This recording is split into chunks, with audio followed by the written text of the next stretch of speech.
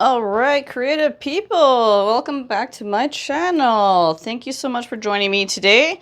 In this tutorial, I'm going to be testing out this Let's Resin heating mat. So the idea of this is to cure your resin significantly faster. So let's open this up and get this set up. I got it off Amazon. I'll have the link in the description. Okay. Silicone protective cover, check. Heating pad. Ooh, looks fancy. I did read up on this a little bit, but I'll refresh my memory. That's a couple days ago. All right, let's set this up. So the idea of this is to cure your resin faster within 3 to 4 hours based off a certain amount of depth.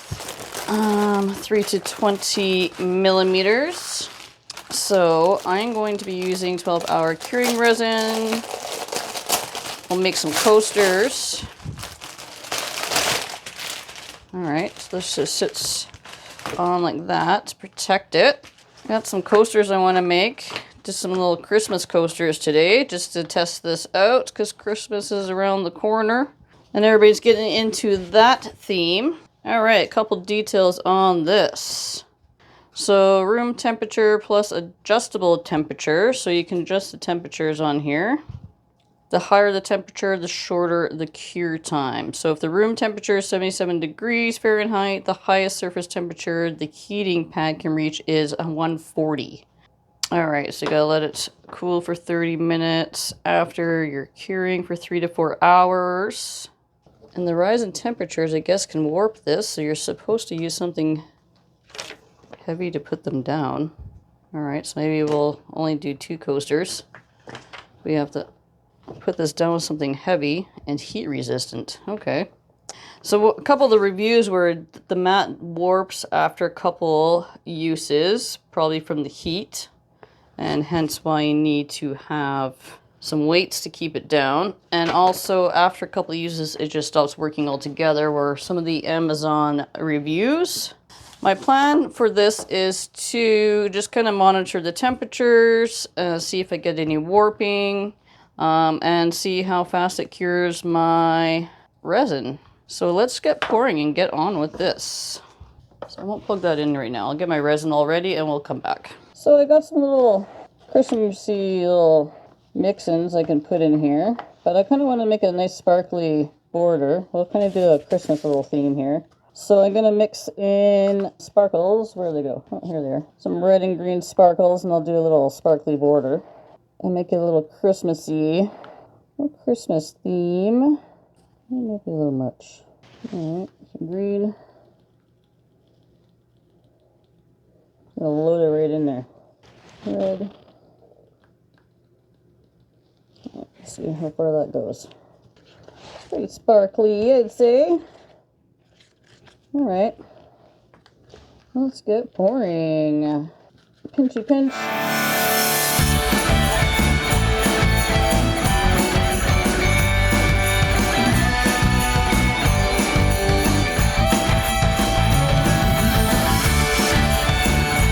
I'm not making these into anything really special. This is just for the demonstration or for the test. Alright. Let's pour some cool resin in the middle. I'll put some little trinkets in there. And they'll fade in and create a nice little effect. Another thing I'm wondering is if it'll remove the bubbles with the heat coming underneath. So I'm not going to be using a heat gun to remove my bubbles beforehand. This heat pad should do it for you. It doesn't claim that, but science and resin, it should do that. I'm not filling them all the way up because I kind of want to do a backing on them, maybe. Let's see how it goes.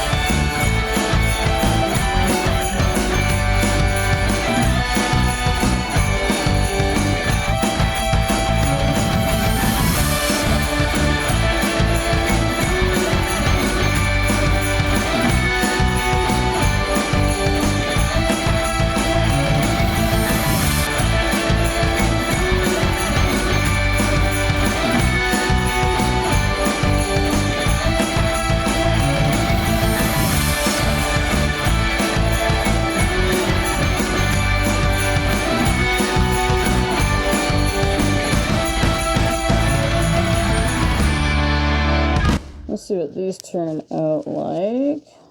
I feel like I need something more in here, but I'm going to keep it simple. We're just going to keep it simple. I can add more later. Let's just do the test. The temperature in here is almost 22, no more than 140. All right, 140 Fahrenheit is 60 degrees Celsius. All right, let's plug this in and make sure we're not over 60, which actually doesn't give you any temperatures on at all. It's just on or off. So I'll turn it on about halfway, just a little dial. So, and then I got my temperature gun, I'll blast that and see what that does. And then I'll take temperatures every hour and kind of just monitor it, and then I'll keep you guys updated and let you know how it goes after the process. And see what we think about this investment and if it's worth our time and money. 29, so we've gone up 8 degrees from room temperature.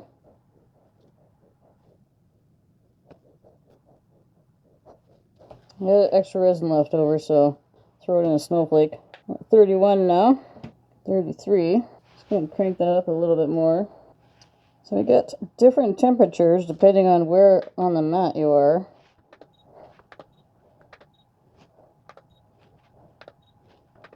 Well, I'm on max temperature. It's supposed to be at 60, but I don't think we're getting any higher than 52. It's been 15 minutes getting this up to temperature. I think I'm capped out there, and that's cranked, so I can't go any higher. All right, well, I'll come and check this every hour-ish and see how fast my 24-hour resin cures on these mats. All right, creative people. It has been 4 hours, and I'm just going to do another temperature reading.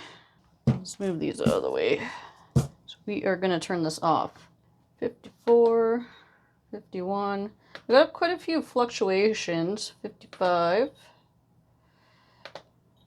53.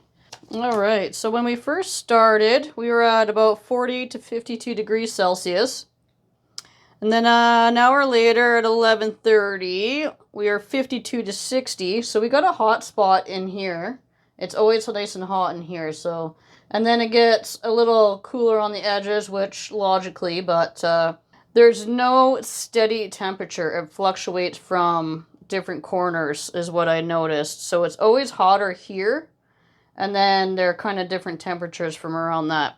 And then at 12:30, we got from 58 to 63.4 degrees. So we got hotter 2 hours in. And then another hour after that, we were just at 52 degrees. That was the only time we're actually level on temperatures. I was 52 everywhere, and that was at 3 hours in. And then 4 hours in, we were at 50 to 53 degrees, and now it's about 4.5, and that's where we were 51 to 55. So we got some fluctuations, but they all still stayed under the 60 degrees, which was our maximum, so that's good. And it fluctuated within 10 degrees, so we were always about 50 to 60, 52 to 60, 50 to 54, so, you know, we were fluctuating in that high end, and this is on the max setting. So I'm going to shut that off now, because now we have to let this cool for half an hour before we can demold. But yeah, like I can touch this no problem. It's definitely hot on my hands, but that is cured. Like these are ready to go with the next step. All of this. Like even this mold, which I wasn't sure because it's over that 20 millimeters, so over 2 centimeters. But it did the same thing. It cured this one nice and fast too. So all my little jewelry molds done. So I'm going to let this cool off in half an hour. And we'll come and pull these out. And then we'll see what we think. And we'll see if we got all our bubbles out too. I'm really interested to see if it'll help in the bubble aspect. I mean, that's always the biggest issue dealing with resin is the bubbles. So it's important to know that. But nice little sparkly piece there. Anyway. Half an hour, we'll come back, we'll check these out, and I'll give you my thoughts on this curing mat. So yeah, this 12-hour crafting resin is done in 4 hours. Let's see what they look like. Because just a little thin. I didn't fill the whole mold because I'm going to do a clear coat on this side and get those snowflakes in the middle, but I don't see any bubbles. No, I think we're okay. I think I did get all the bubbles out. I don't see any. It's hard to see with all these little sparklies in there. Cool. Yeah, I don't see any. Well, there's a bubble underneath the snowflake that got caught under there, but that's no biggie. That's kind of normal. Other than that, I think all the other bubbles got released. Just those couple that got stuck under there. Cool. Let's see how this one did. You know, I was a little skeptical on this, but this is actually a huge game changer for resin artists, especially at Christmas time when we're all just trying to get product out. And, you know, Christmas is a huge season. We got Black Friday coming up. And, you know, if this is going to help cure resin significantly faster, that's like major. Oh, wow. This is really pretty. I haven't made this mold yet. This is cool. Look at that. That turned out really cool. And I went out and got some clips for these. Or hooks. Where did I put them? That's some nice ones. This one's a little neat looking. There we go. That is my first Christmas ornament 2025. That's pretty cool. I like that. Lovely. And then we got all these little jewelry pieces I made. These are really neat. Kind of like sequins. Fortunately, all these fell to the bottom, but that's okay. See all the sparkles on the other side. Yeah, these are really neat. So this mat, I'm actually very, very happy with. This is a huge game saver for mass production. If you're a small creator like me, and it's just you and your own two little hands creating all these products for people, this is major. I definitely highly recommend getting one of these if you don't have something like that. Yeah, I'm pretty happy with this. This worked out really cool. Product testing win. I definitely am going to give this 5 stars. I did not find any issues in this. I'm going to use it going forward through all my Christmas coasters I'll be making and ornaments. And if anything happens, I will let you guys know. But yeah, this was a very, very cool product. I am very happy with this. We made all kinds of neat little things. They dried super fast. Major game changer. Anyway, guys, if you like this video, subscribe. Let me know what you think in the comments. Do you guys use one of these, or do you use anything similar like a reptile heating pad or a plant heating pad for seedlings? Yeah, let me know what you guys think in the comments. Do you have one of these? Have you used it? Do you use the Let's Resin brand, or have you tried other brands? Let me know what you guys think.